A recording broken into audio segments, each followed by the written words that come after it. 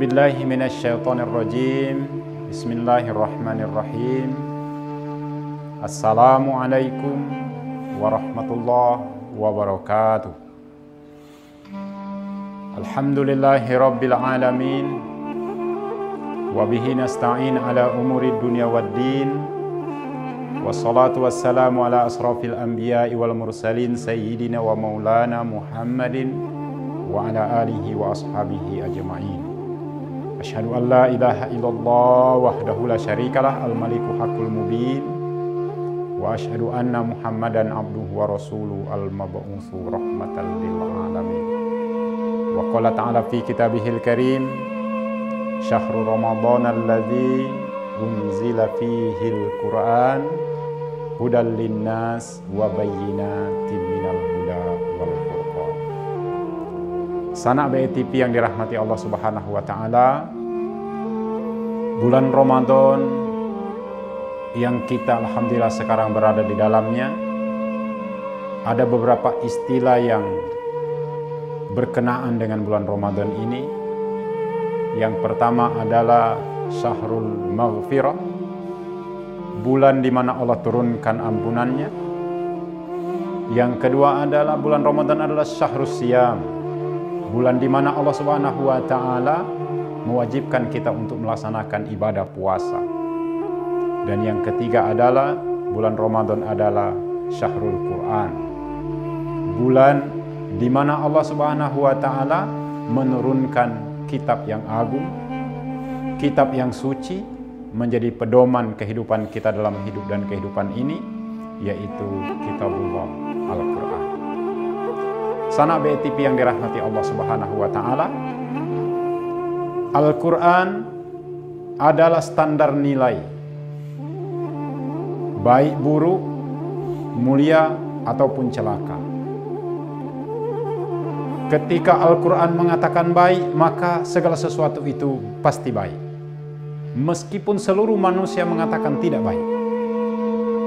Sebaliknya ketika Al-Quran mengatakan tidak baik, maka itu pasti tidak baik. Ketika Al-Quran mengatakan salah, maka pasti salah.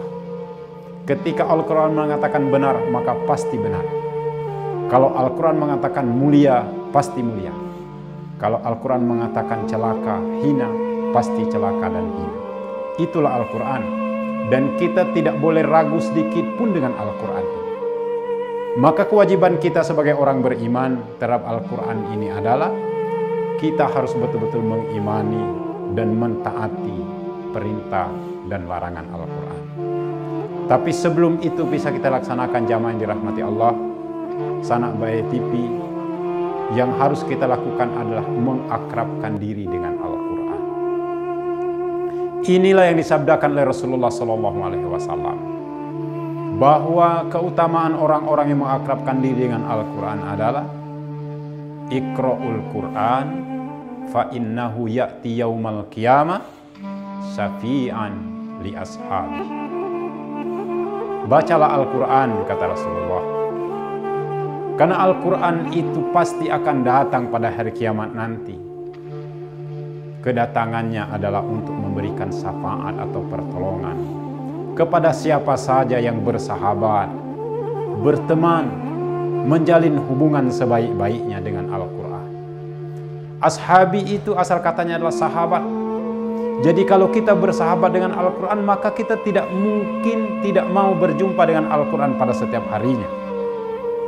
Kalau kita bersahabat dengan Al-Quran, maka ketika Al-Quran itu kita baca, kita tadaburi, maka kita akan merasa aman, merasa senang, merasa nikmat, karena kita sedang bersahabat dengan sahabat kita. Dialah Al-Quran. Jamaah yang dirahmati Allah Subhanahu wa taala, memang luar biasa kalau ada di antara kita bisa melantunkan ayat Al-Quran dengan begitu baik. Tetapi setidaknya jamaah dirahmati Allah, jadikanlah Al-Quran itu sebagai sahabat kita. Usahakan kita setiap hari tidak pernah melewatkan hari kita untuk membaca Al-Quran. Lebih-lebih lagi sanak BTV di bulan Ramadan yang dimuliakan ini. Jangan pernah kita menganggap satu ayat yang kita baca di luar Ramadan sama dengan satu ayat di dalam bulan Ramadan. Sungguh di dalam bulan Ramadan Allah lipat gandakan pahalanya. Satu huruf di bulan Ramadan itu berbeda dengan satu huruf di luar Ramadan. Maka manfaatkan momentum di bulan Ramadan itu di malam dan siang harinya untuk kita mengakrabkan diri dengan Al-Quran. Kita bukan membaca Al-Quran, mentadaburi Al-Quran itu memanfaatkan sisa-sisa waktu.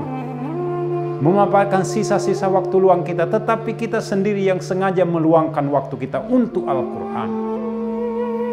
Maka harus ada selalu pertanyaan dalam diri kita sebagai orang beriman, baik di bulan Ramadan maupun di luar Ramadan nanti, yaitu sudahkah kita membaca Al-Quran hari ini? Pertanyaan itu selalu hadir dalam diri kita. Ini menandakan bahwa kita memang bersahabat dengan Al-Quran. Maka orang-orang seperti ini yang dikatakan Rasulullah, ya'ti yaumal qiyamah. Al-Quran itu pasti akan datang pada hari kiamat nanti. Yang tidak ada pertolongan lain yang kita dapatkan. Orang tua kita, sanak saudara kita tidak bisa menolong kita. Yang bisa menolong kita adalah amal perbuatan kita. Di antaranya adalah kita bersahabat dengan Al-Quran.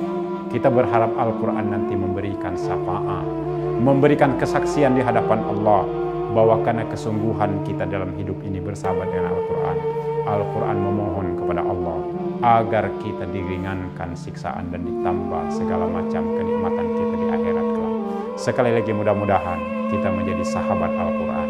Ketika di dalam hidup ini kita bersahabat dengan Al-Quran, maka di akhirat nanti Al-Quran akan menolong kita sebagai sahabatnya. Billahi taufiq wal hidayah. Wassalamualaikum warahmatullahi wabarakatuh.